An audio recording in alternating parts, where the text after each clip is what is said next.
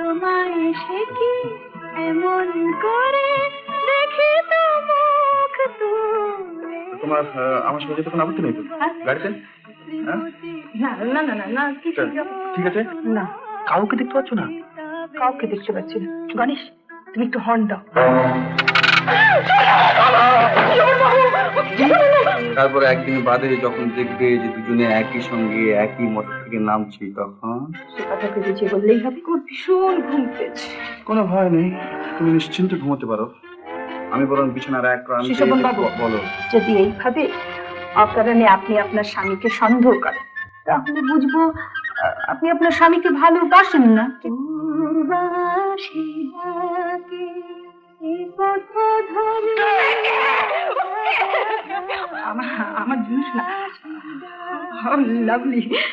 চল চল, আমরা বেশি গল্প করতে করতে চলে যাই। চলে যাবো? তুমি মোটরে চলে গেলে না, সে তো তোমার জামাই না।